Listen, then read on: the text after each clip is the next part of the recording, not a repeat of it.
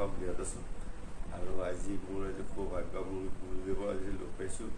শিক্ষাগুৰু হৈছিলে মোৰ দেউতাৰ লগত পদ্মনাভ বসুৰ লগত উত্তৰ জড়িত আছিলে। ছাৰে চব কৈ দিব আমি অলপ কৈ দিয়কচোন, ভিডিঅ'টো কৈ দিয়ক অলপমান। আমাৰ দেউতাৰ বিষয়ে অলপ কওকচোন। দেউতাক মানে একদম আশা সুধিয়ে আছে, খুব ভাল লাগে আৰু কথা বতৰা কৈ। আৰু তাৰপিছত যে যায় এতিয়া মনত পৰে কিছুমান কথা।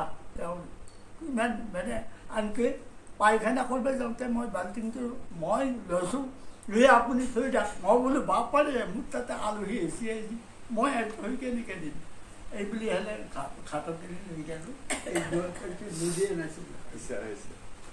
গতিকে ঠিক তেনেকুৱাকৈ তেওঁক মই সেইটো সময়ত ইয়াতে মনত পৰিছে মোক কেনেকুৱাকৈ ৰাখিছিল তেওঁ। ছাৰৰ বিষয়ে অলপ কওক। ছাৰৰ বিষয়ে অলপ কওক। আপুনি ছাৰক কিমান বছৰে পাইছে? আজি ধৰক বিয়াৰ আজি কিমান বছৰে আপুনি ছাৰৰ লগত?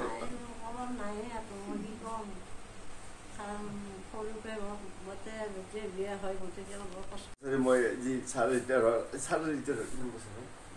2002 চনত হৈছে নেকি? 2002 22 বছৰ। 22 বছৰ।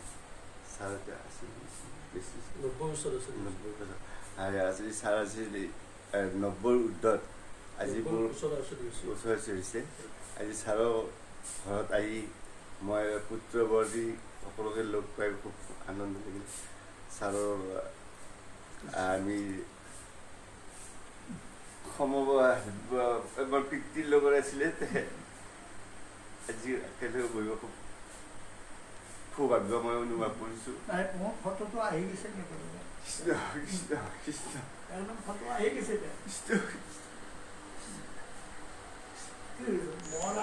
যিখিনি শ্ৰদ্ধা কৰা হৈছিল নহয় তেতিয়া মানে চকু মেলি ওলাই যায়।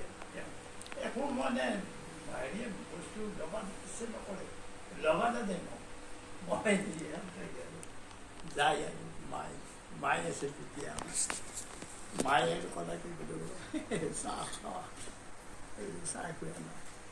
গতিকে মায়ে তেতিয়া আমি আৰু বেছি কৰা নাই তেতিয়া।